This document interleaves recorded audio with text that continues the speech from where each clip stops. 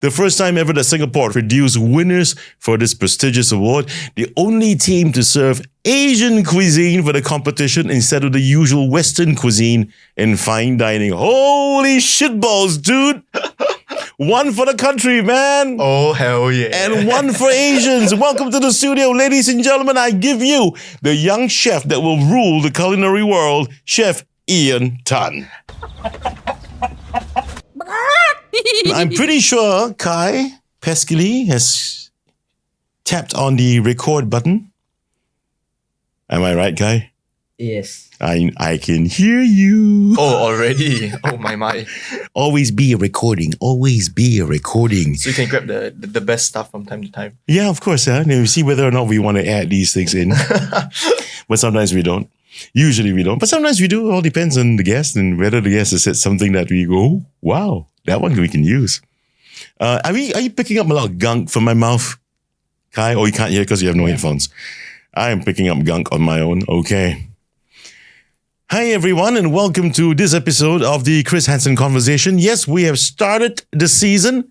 We're into season 4, and I'm back at work and back at it, and I've got someone really interesting in the studio. Someone actually reached out to me and said, Chris, take a look at this particular article. It was a newspaper clipping, and I read it. And I said, yeah, I think this guy would be kind of cool to have him on the show. So I had to do a little bit of digging, and eventually I managed to find him. And he's here in studio. And later on, he's going to give us a little gastronomic treat as well. But before we go there, let me give you a rundown on who my guest is. And I've got to read this off the screen, okay? Because the accolades are really crazy, man. So I got to read it off. Here we go. In the global culinary scene, Singapore had never produced a winner for the World Young Chef Young Waiter Award, established since 1979. Arguably, the most prestigious industry-centric dining and hospitality award. And in November 2023, in Monaco, 9 chefs, 9 waiters, and 9 mixologists from England, Wales, Singapore, Ireland, the Cayman Islands, Hong Kong, Monaco, the US, and Scotland competed for the grand prize. And of course, they got to go through heats first. Here's a shot of the young man I'm talking about when he won the Singapore round. You guys had to, man. I had to, man. Look at that shot, man. I mean, look at that. Short of armpits, but then again, the armpits are covered. Thank God for that. And then let me just go on down the line.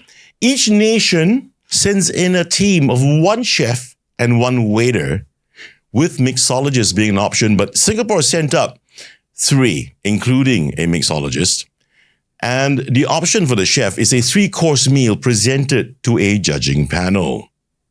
So representing Singapore, and I'm going to mention your teammates, were mixologists Zana Mohlmann from Manhattan, Singapore, waiter Belle Torres from restaurant Zen, and my guest in the studio, Chef Ian Tan of Bottega di Carna, the emerged winners of the World Young Chef Young Waiter Award.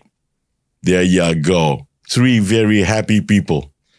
The first time ever that Singapore had produced winners for this prestigious award. The only team to serve Asian cuisine for the competition instead of the usual Western cuisine in fine dining. Holy shitballs, dude! One for the country, man! Oh, hell yeah. And one for Asians. Welcome to the studio, ladies and gentlemen. I give you the young chef that will rule the culinary world, Chef Ian Tan. Hello, everybody. I'm extremely grateful to have this opportunity to meet Chris, man, myth, legend of all the sexy voices. Oh dear Lord! Here we go. I watched a couple of your stuff, and then I'm like, oh man, I get distracted because you have your guest, and then there is you, and then I'm just waiting to hear your voice. I hope it won't be too bad this time round. Why would it be bad, man? It won't be bad. You sound okay. Don't worry about that. But thanks for the compliment, though. Cheers. You know, lots have been written about the competition. Mm-hmm. And I'm not in the habit of asking the same fucking stupid rigmarole questions that you've been getting. No. I'm pretty sure, I don't like that because people keep asking the same things in different formats and different versions and stuff. I just want to find out things the other way because this particular segment that we have, this show that you're on right now, this segment is called the I Love My Job series. And I love my job. Well, that's usually the last part of the show when I ask that question, but thank you for volunteering it right at the beginning. But no, it's cool. Let's start this way, okay? I want to start off the show this way. In my usual fashion, Ian Tan without the chef's hat. All right. Who is he? Oh my goodness, this is an extremely tough question to answer, Chris. Usually is. Most people tell me that about this question. I spend probably close to 60 hours a week in the kitchen without the chef hat. I'm at home, catching up on my shows. I love The Office. Oh, which one? The British version or the US version, man? Only the US version. You can't do The Office without Jim Halpern and Dwight Schrute. You got to be kidding Michael me, Scott man. and gang. The English version, man. Come on. That's the original, right? Honestly, popular the contrary belief I should start watching the English channels as well. I haven't got the time to do it, but maybe one day I will. So, yes, I might commit to that. Okay. So without the chef's hat, 60 hours in the kitchen. Outside of the kitchen, who is Ian Tan? You probably find me at hawker centers. You find me in bars. You're not getting that. You're not getting the question, man. That's about what you do in your free time. I'm asking you, who are you? Could you rephrase that question again so I can answer it? Who is Ian Tan without the chef moniker or title in the front? Who is he? He's the abrasive, loudmouth troublemaker. Abrasive? That can get on somebody's nerves from time to time. Ask my lady. Don't worry about it. I mean, we all guys get on our ladies' nerves, man. True enough. Probably one of the biggest rebels of all time. Okay. Coming from my teachers, people who know me, not as a chef, but as a person. Yeah. Rebel. A thrill seeker. Yeah, I do enjoy doing things that What? When I was in the army, I got a fantastic opportunity to be paid to jump out of planes. Okay. And I absolutely loved every moment of it. So when you tell me that you had the opportunity of jumping out of a perfectly good plane, which means that this was national service, right? Yeah. Okay, let's go back a little bit, okay? Let me just try and dissect that question to be fair to you. Yeah. You said you were a rebel in school. Which school were you in? I was in one of the most notorious Methodist schools out there. So you might relate yourself to Geylang. Names. Oh my goodness, spot on. Perfect.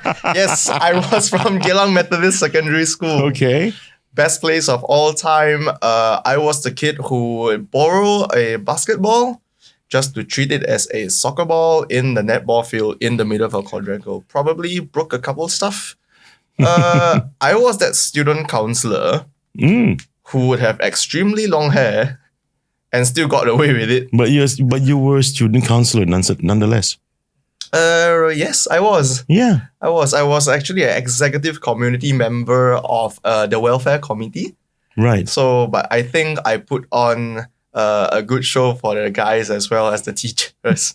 I think one thing that I did that was, yes, rebellious, but probably in the right ways. The teachers were spending so much time on, let's say, hey guys, you guys need to get your socks on. You guys need to be wearing white socks, white laces and everything. Like you guys have to be dressed a certain way. Right. And then there came a day we had a meeting and I was like, teachers, are you really certain that these are going to affect the students' grades or graduating criteria or how well they did in school or practically in life?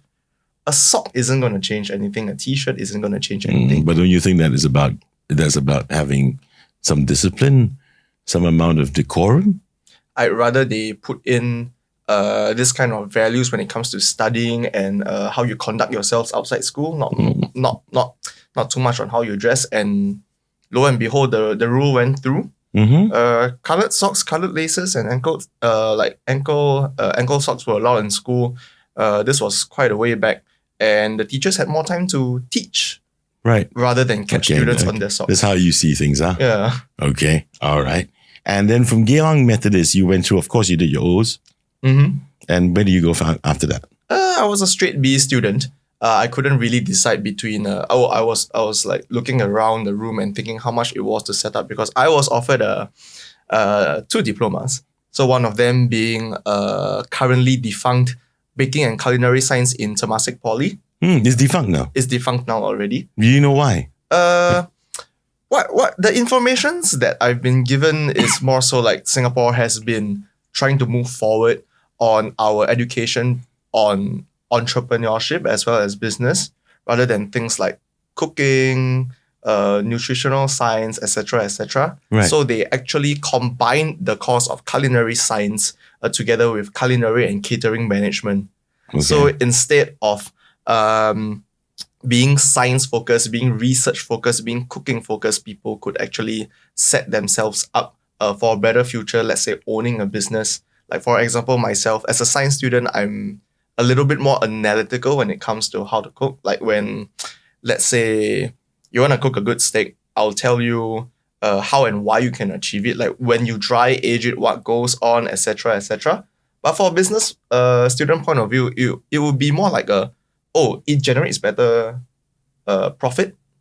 I could get it on a higher profit margin because people buy into dry aged steaks a bit better.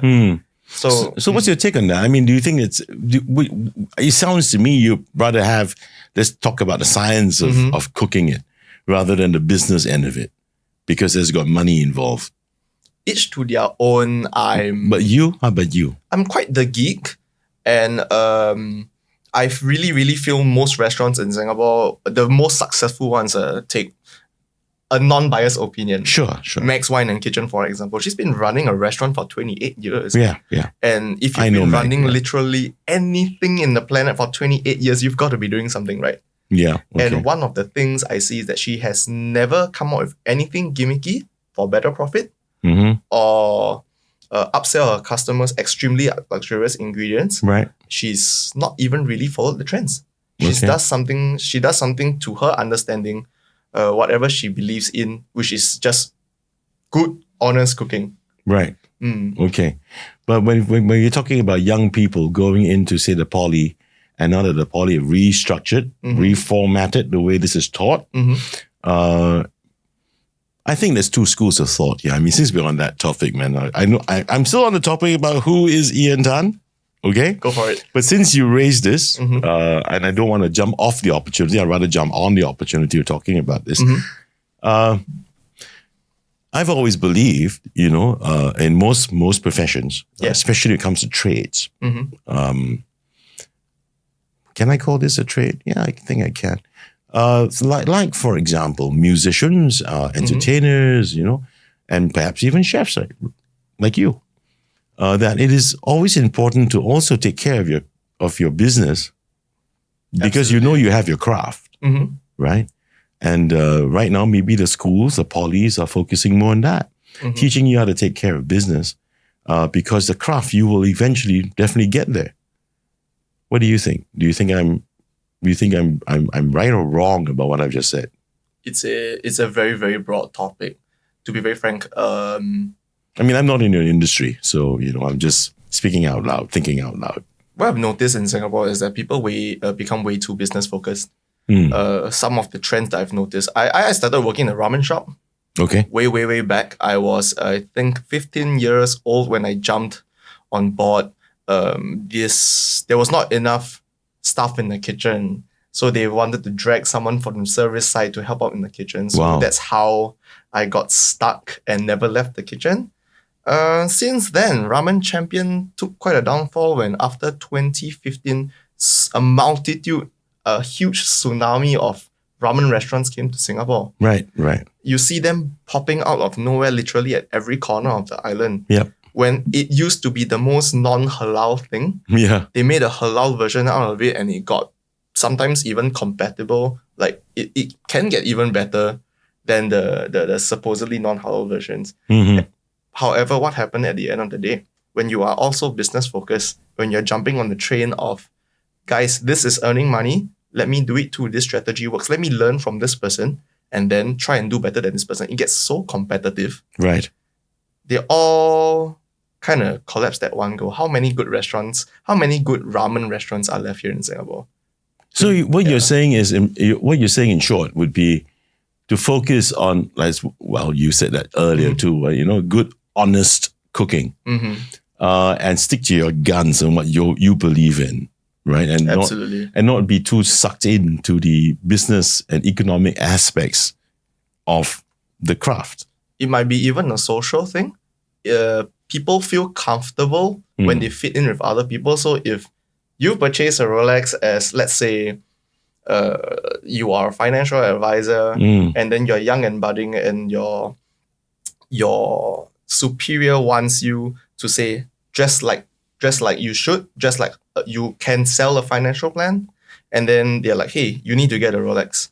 And when all of your peers are having a Daytona or something, and here you are with, let's say, a Grand Seiko, which isn't even that bad after all, you get pretty jittery. However, at the cost of fitting in, you lose probably almost everything else. Right. Okay.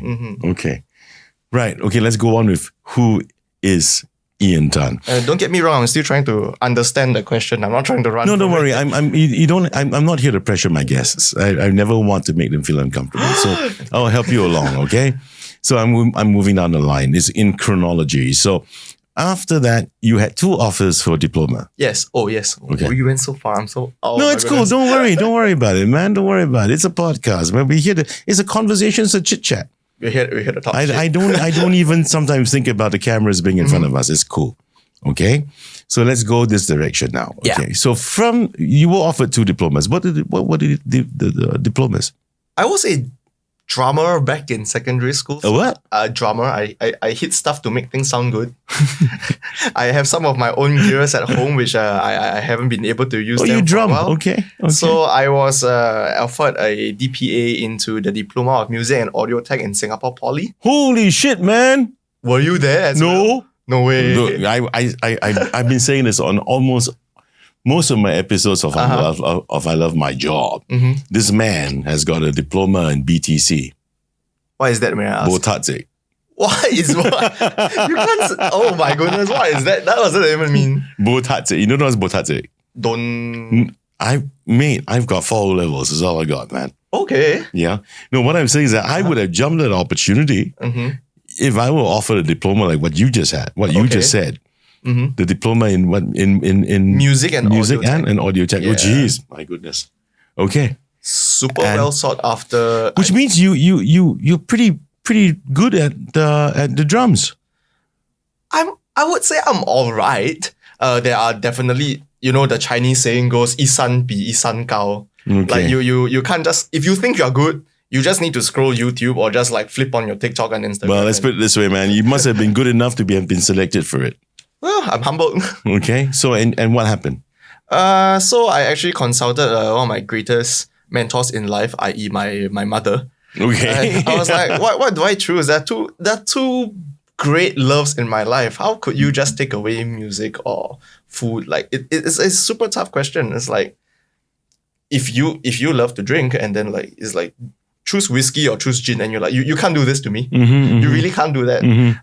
So I went to a very practical human being and asked for very practical advice, and the very practical advice was, in Singapore it's very hard to earn money or stable income, and much less likely to be successful if you are doing music because it's just not supported and it's expensive. Sorry, who said that to you? My mom. Okay. Yeah. Right. But right now times have changed, obviously, and things are getting better. So I went forward and said, hey, it's not too bad after all if I'm still doing something I love. So I went to baking and culinary science. Okay, so this baking and culinary science, and we know about the music bit because when you were in school, you were drumming. But then after that, you decided to go into baking and culinary science for your diploma instead of what was offered you for music. And you mentioned earlier on that at 15, you were in the kitchen already. Yes. Now let's go back a little bit then. So which means that you, during school halls, yes, you were working in service. Correct. Can we talk a little bit more about that? How did you first enter into this world of culinary, that is, or F&B? It went back like when I was secondary two. So I had a friend whose mom owns a chain of probably those cafeterias at condominiums. So it was at Bayshore Park Condominium. Oh my goodness, Connie's. I have no idea. It's just called Western Food. I know. It says Western Food at the corner. It's just next to What the year lake. was this? When I was 14. Now I am 27 this year, so minus 13. 2014? Easily 2014. I lived there for 11 and a half years. Mamma mia. The one next to the highway and everything. Oh, yeah. The one where they had like ultra delicious like naan. Yeah, The yeah. Indian, oh my goodness. The Indian food there was incredible. Yeah, okay. I left already by the time you started working there, yeah. Okay. Yeah, prior to that, I know the place. Prior to that, it was a place called Connie's. Yeah. Maybe it's already changed by the time. Mm-hmm. Back to topic. Yeah. She told me something really interesting. I used to play arcade games, so I like those One Gun Midnight Maximum Tune in your time zones and virtual lands when they still existed. Virtual land, time zone is taken over now. Virtual land, can't find them anymore. Mm-hmm. She was like, hey, my parents are looking for a dishwasher part-time. Like it's $5 an hour. And when you were 14, back in 2014, $5 an hour is incredible. You felt like you could rule the world with $25 a week once you work once a week just by washing dishes, and it was an easy job.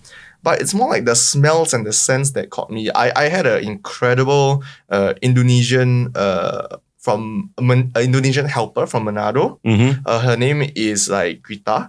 Or she taught me how to cook in the kitchen. I was the ADHD kid running around the house, and people couldn't get me to shut up.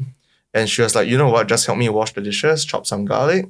And I kind of just fell in love with the energy of the kitchen. And if I'm in this environment and it could get me money, it's a win-win. I kill some time, I earn some money. After that, I play some games in an arcade and I won't complain. I'm bored. Everyone wins. Okay. So that's how I got like started. So basically, the influence actually came from home, from your Indonesian helper from Manado. Spot on. Wow. If you are hearing this podcast, I love you. I miss you. Hope to see you soon. Yeah, and I know that because right now my mom has a Indonesian helper from Manado, and I hear that her cooking is quite superb. The Manado cuisine. Oh man, I think there are a lot of very, very underrated cooks. Sometimes they can be loitering around Lucky Plaza, Paya Lebar, so on and so forth.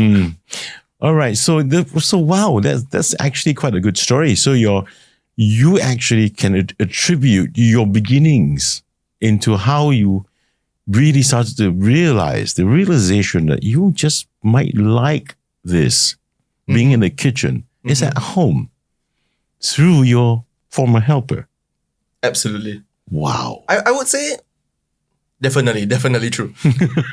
Because for the competition, I even use a style of sambal that she taught me how to do. Wow. So imagine that kind of impact of that kind of flavor and experience. Holy shit, man. So I just brought it forward a couple like 13 years later and boom. Yeah. Amazing, huh? Well, that's amazing. Okay. And you became this dishwasher in Bayshore Park in a little cafeteria. It was a cafeteria anyway. It's scrubbing plates, frying fries, refilling mayonnaise with just two other people in the kitchen. One of them was from Myanmar. She ate absolutely on fire spicy food. And then there was a like Filipino head chef. I had pretty decent food, and every day I got to do my own stuff meal. And they taught me how to cook like those home-style aglio olio, where your secret ingredient isn't how you render the oil of the garlic. Right. It's actually Maggi chicken powder. It makes the stuff taste like a banger, and I do not deny how well that works. But a bit of I forget this chef's name. He's an Australian, and then he's recently on MasterChef doing his like flying lobster noodles. Right. And when he's doing his food, he's like, right now in this moment, let's add a bit of yum yum. Yes, we are Asian people. We need our yum yum. Oh man, like back to your question. Who is Ian Tan outside the kitchen without a chef hat? Well, you're answering that. You're actually answering the question because It's pretty tough. I'm in yeah, the kitchen well- quite a bit. yeah, I know. But I don't want to know about what you do, you see. I want to know about who you are. What kind of a person are you? You've already said quite a bit, well, we started off that way anyway, right? You're the guy that's a rebel. You're the guy that just can't keep quiet, and then you talk a lot and so on. But that's Yes. not just that. I mean, also about who, was Ian Tan becoming who is Ian Tan today with the chef's hat, right? And that's a culmination of the story, isn't it? So right now, we've stopped at a dishwasher a bit. And then what happened after that? Where do you go? I figured out I wanted something a bit more. $5 an hour wasn't quite making it. So already. it was about the money anyway, okay? Bullshit. Because when you are getting older, inflation's coming come in. on. I have to live. No, because you were saying, well, not everybody's worried about the money. You got to have good, honest cooking. But for fuck's sake, when you started as in the kitchen as a dishwasher, it was like, hey, dude, $5 an hour, man, $25 a freaking week, man. Come on. It's about the money still, right? Money does play a huge part. I Well, do agree. yeah. Oh no, I've been caught red-handed. Yes, work for money. Oh, man, bullshit, dude. In the end, it is still about that. Okay, I mean, I'm not saying it's the be all and end all. Yeah. But what I am saying is let's not neglect that particular aspect. Don't you think? Yeah. As most chefs and owners. Yeah, look, I mean, like, even Chef Meg, right? She's got a business 28 years, as you said. In the end, hi Meg, how you doing, man? But in the end, right, it's still about the business. Yes. It's got to be about the business. Without the business, you ain't got no kitchen to cook in, man. Come on. Still got to be about the business. Moving forward. From the dishwashing thing, what's next? What happened? You were a kid. You were 14. Oh, the offer that I got when I was 15, this was crazy. What happened at 15? Where were you working? Ladies and gentlemen of this age, if you watch Naruto, you would understand that this guy is absolutely in love with his noodles. Okay. Almost after every big fight, before a big scene, he will go to this store called Ichiraku Ramen. Okay. You get his miso chashu ramen, you would eat hunks and hunks of it. The way the Japanese animation has depicted how good this simple bowl of noodle is, Yeah. made me crave for it. Yeah, I love ramen, man. So from dishwashing, a friend came over and he was like, hey, I'm working at Ramen Champion. The noodles are great. I'm like, oh, so what's the catch? Oh, they need more stuff. Do you want to like hop over?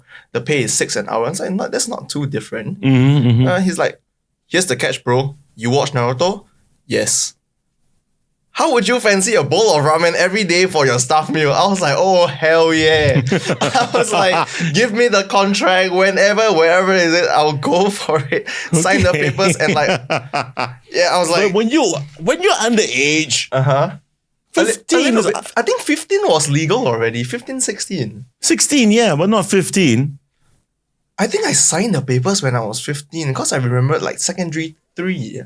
Oh boy, Yeah, are these guys still around? Are they still in business? They are still in business, but Okay. they've shrunk a lot. I just hope they won't get in trouble because of what we've just been talking about. They'll be fine. They'll be fine.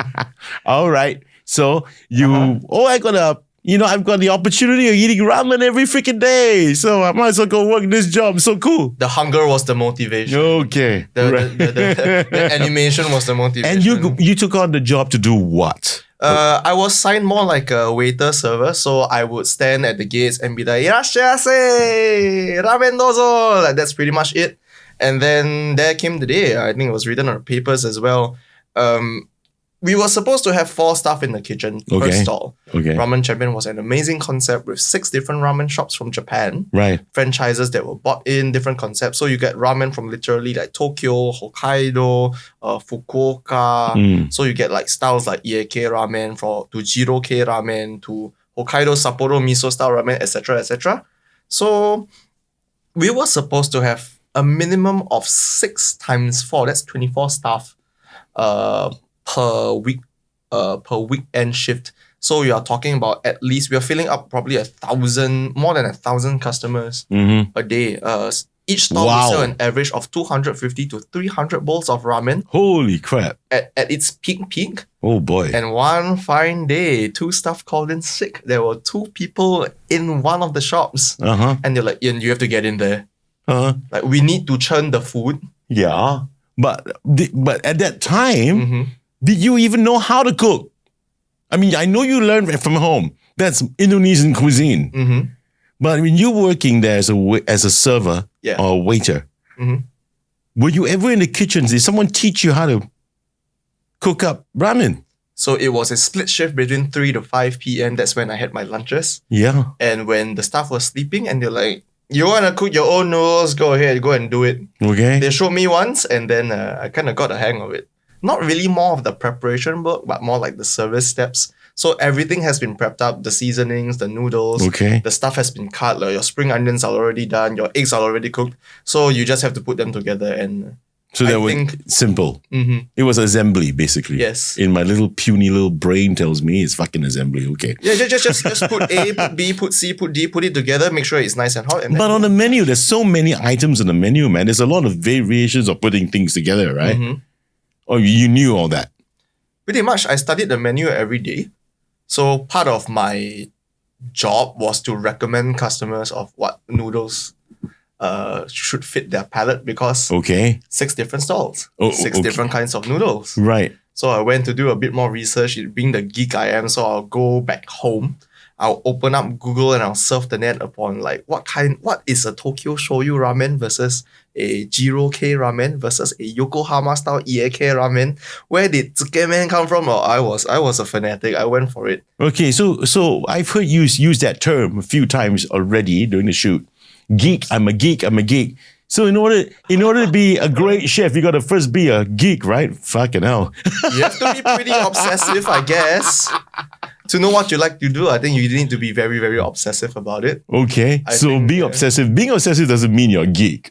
To the point where it's still healthy. But why were you obsessive about this? Is it because you've discovered that you're passionate for this?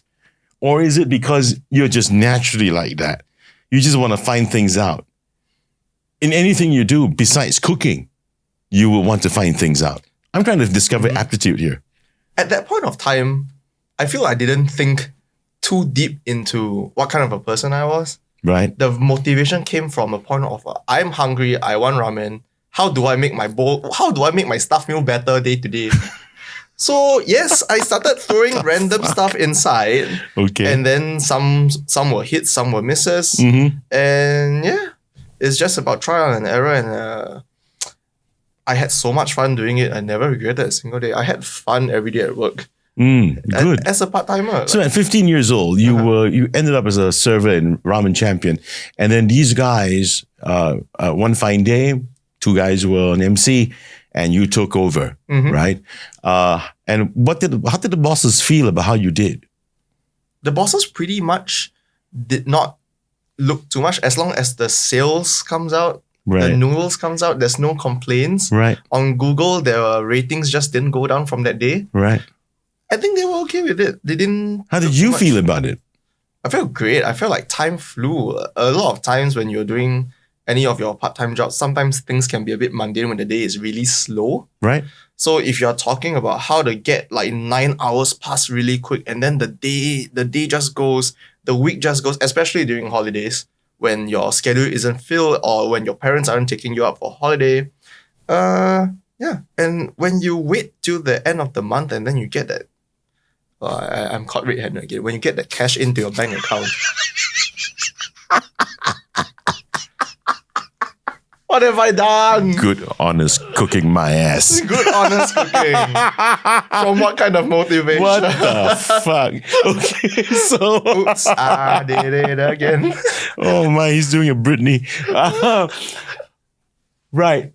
So, 15 years old, school holiday work, you were working for them, you go into the kitchen and you realize, hey, this is kind of cool. Time flies by. It's great. I'm earning the money. And I get to fill my tummy. But I didn't hear anything about, guess what? I really enjoy this, man. This is what I want to do for life. I didn't get that from you. I think I really, really just didn't took things too seriously. My focus was just on having fun. Like, how could I, from time to time when the day is really slow. So was this formative for you? Was it a formative point in your life that, at all? that I want to be in the kitchen forever. No, actually, Didn't happen then. because back in secondary school, I thought I still had a chance. I mean, I think Asian parents do a very good job at pitching a good life to their kids. And then the very stigmatized good life is that you need to go to Harvard, you need to go to Oxford, you need to get a degree in this, you get a degree in that. Yeah. You should be a doctor, lawyer, engineer. Till this day, man. Till this day, my Right, generation of parents, me. I'm a dad. Generation of parents, I can see every single day. It's the same fucking thing. It's crazy. Yeah. It's like, do you wanna be a cook? You sure you wanna be a cook? How about doctor? Doctors are quite cool, right? Yes. Why don't you go and be a doctor? See, here are books about being a doctor and medicine, and you're like, oh, Yeah. okay. Hannibal And then- Lecter was a doctor too.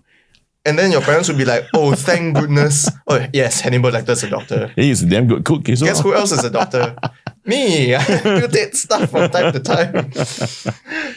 Amputate stuff from time to time. Actually, to be frank, I think chefs are pretty much a little bit, to an extent, doctors and nutritionists as well. Well, nutritionists, I agree. Doctors, I wouldn't go that far. But Fight poison with poison. Oh, you're having a fever. Your tongue is too heaty. What do? Oh, have a beer. Next day, you're good.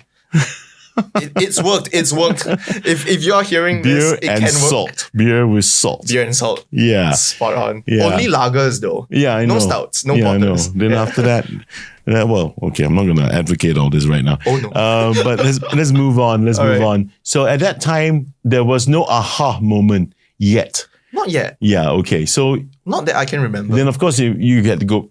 It's part-time work. So you had school and you had your GCE. Yeah. And then after that, what happened? You took up your culinary science diploma Yes, absolutely. in Singapore Poly. Yes. Okay. No, I was in Temasek Poly in culinary science. Ah, okay. I believe your next question is, how did you move out of Ramen Champion?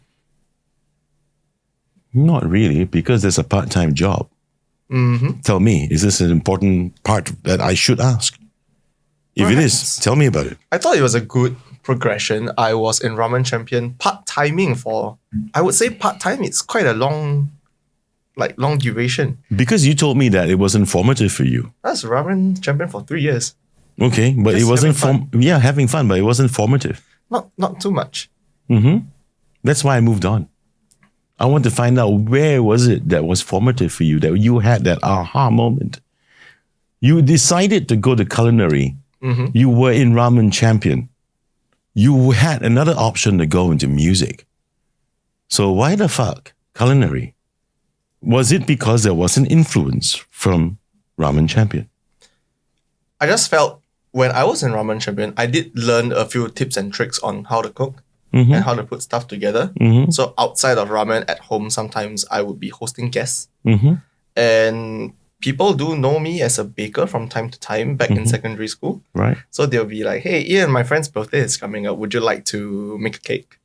And I think this is the aha moment. Okay. Okay. You guys, you ran my thoughts already. Okay, here we go. So, we have a couple friends' birthdays from time to time, and then they were like, hey, Ian, would you like to bake for his or her birthday, whoever? And the level of satisfaction when you get to be able to put food forward or put a gift to anyone on someone's special occasion, birthdays, for example, or even anniversaries, I think you feel incredible. I think you feel really great to contribute to somebody's special occasion and Right. to help them make that special occasion more special. Do you feel that way? I feel great. Okay. I feel great. I was like, oh my goodness, like it wasn't really much about the cake. Right. It was about you open that box and then a whole crowd comes forward and sings happy birthday to you.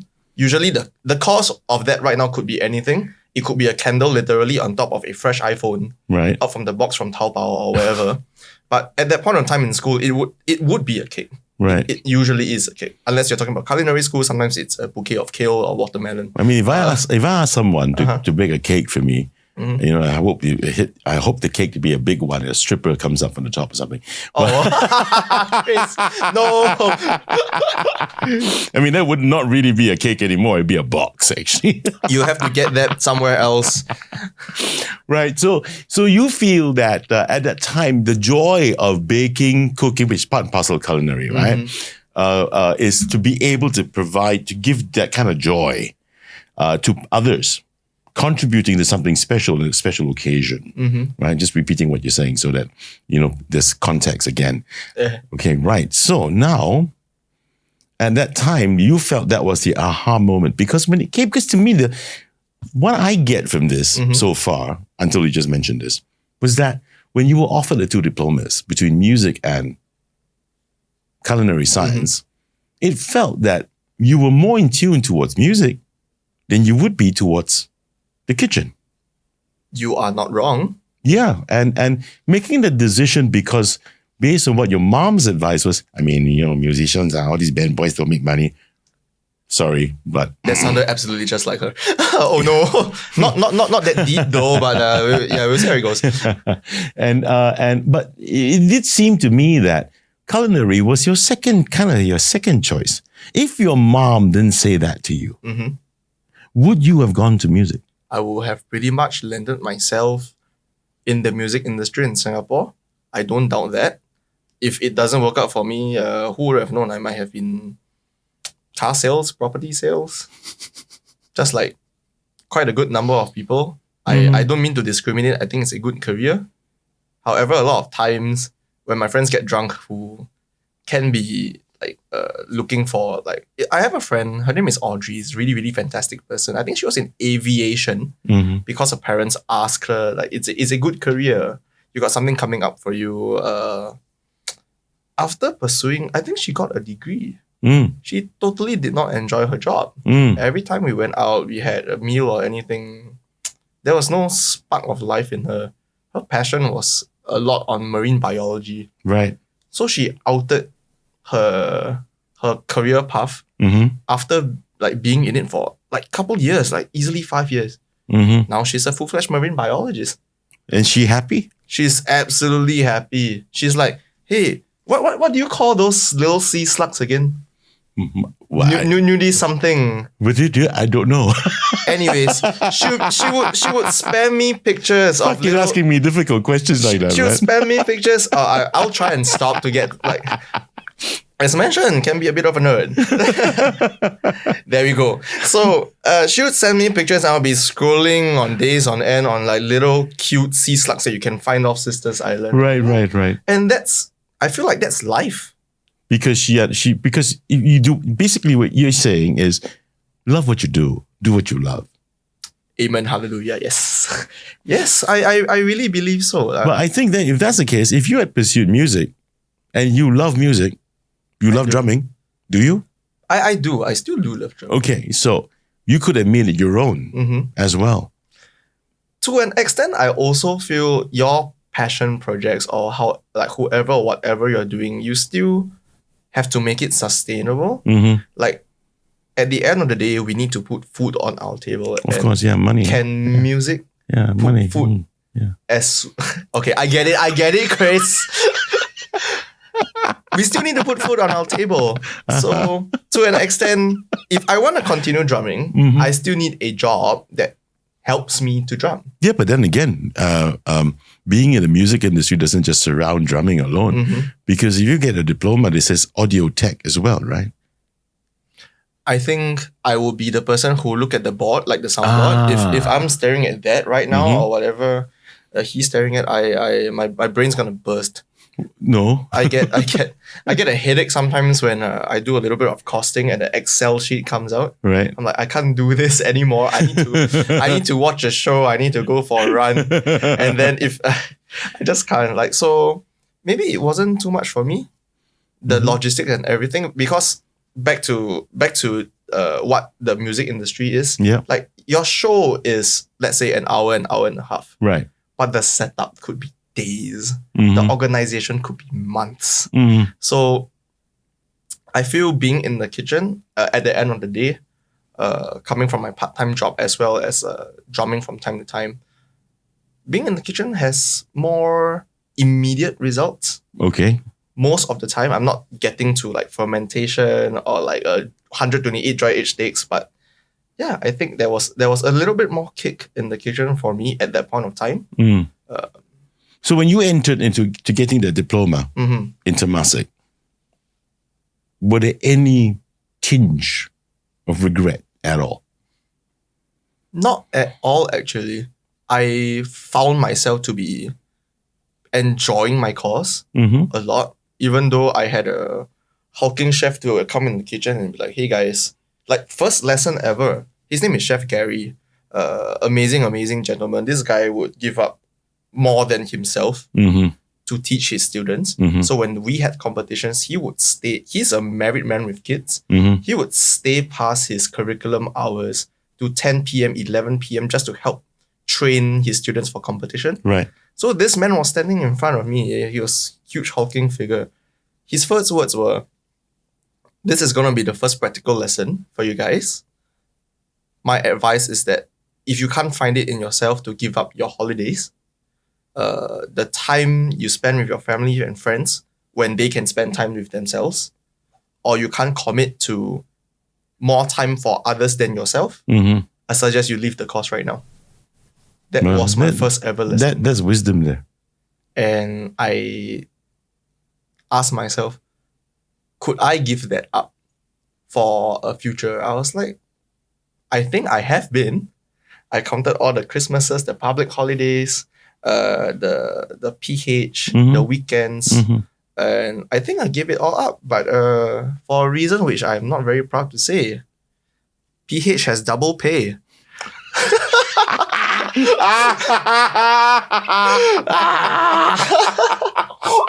A good, honest cooking. Good, honest cooking. Here we go. PH is double pay. PH is double pay.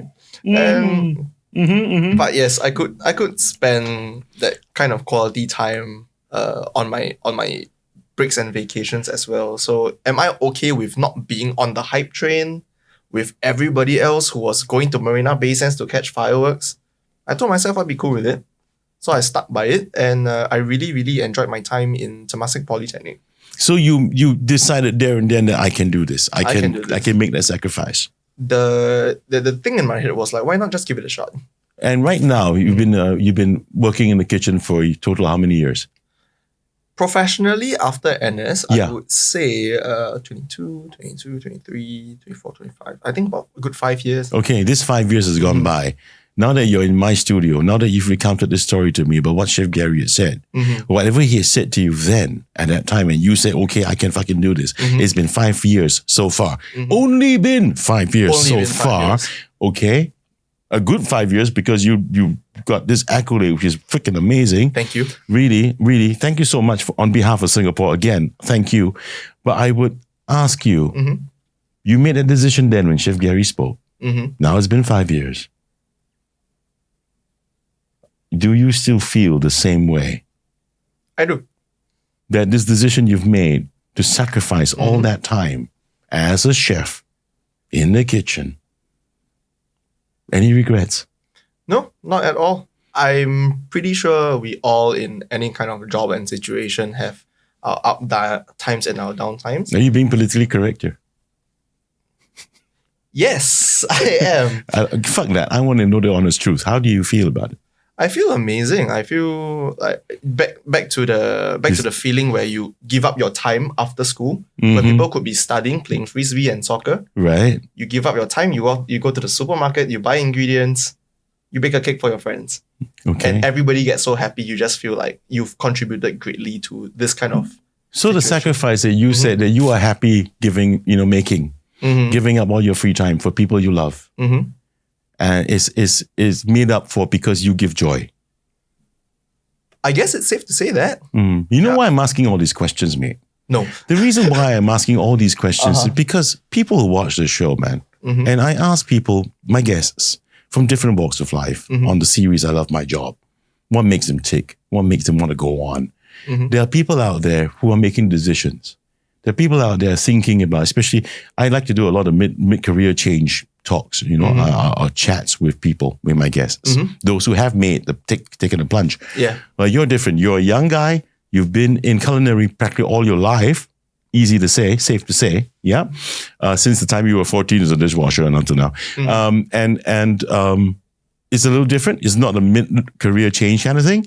But what made you come to this profession? What made you tick? What made you, still happy being where you are?